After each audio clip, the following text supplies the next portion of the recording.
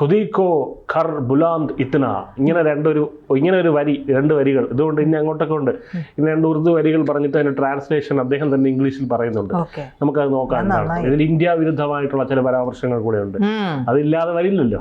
അപ്പോൾ അതായത് സ്വയം പൊങ്ങലും പിന്നെ ഇന്ത്യ അടിച്ചു താഴ്ത്തലും, ഇത് രണ്ടുമാണ് ഉദ്ദേശം. അല്ല, ഗഡികളുടെ പ്രധാന പരിപാടി തന്നെ ഇതാണ്. അപ്പോൾ കവിത തുടങ്ങുന്നത് raise your own your self, അതായത് നിങ്ങളെ ഉയർത്താൻ നിങ്ങളുടെ ആവശ്യം മാത്രം, വേറൊരു തണ്ടിയുടെ ആവശ്യം അതില്ല. എന്നെ ട്രോളാൻ എനിക്ക് ഇല്ല എന്ന് പറയുന്ന പോലെ raise your own your self, നിങ്ങളെ തന്നെ ഉയർത്തുക. മറ്റേ നമ്മളെ CD മൂസയിലെ CD കരൺചന്ദ് പറയുന്ന പോലെ ഈ വണ്ടി തള്ളാൻ വേറൊരു തള്ളിയിട്ട് ആവശ്യമില്ല, ഞാൻ തന്നെ തള്ളിക്കോളാം എന്ന് പറയുന്ന പോലെ അദ്ദേഹം പറയുകയാണ് നമ്മളെ തന്നെ തള്ളി അങ്ങ് പൊക്കി കയറ്റിക്കോളാം.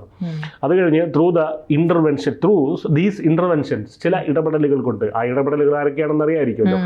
നമ്മളെ നൊബേൽ പ്രൈസ്, ട്രംപ് അങ്ങനെ not through arrogance and ego.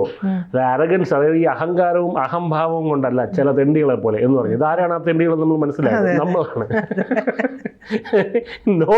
അത് കഴിഞ്ഞ് ത്രൂ അൺടയറിങ് എഫേർട്സ്, നിതാന്ത പരിശ്രമത്തിലൂടെ. നിതാന്ത പരിശ്രമം എന്താണ് മറ്റേ ആഗോള ബാങ്കിൽ നിന്ന് 1 ബില്യൺ കടം വാങ്ങിക്കുക, അത് നേരെ തീവ്രവാദികൾക്ക് കൊടുക്കുക, അവരെടുത്ത് നിതാന്ത പരിശ്രമം നടത്താൻ പറയുക, വീണ്ടും ഇന്ത്യയിൽ നിന്ന് വാങ്ങിച്ച് കൂട്ടുക, എയർപോർട്ട് പൊളിച്ചെടുക്കുക, വീണ്ടും കടം വാങ്ങിക്കുക, ഇങ്ങനെ ഇതാണ് നിതാന്തമായി ചെയ്തുകൊണ്ടിരിക്കുന്നത്.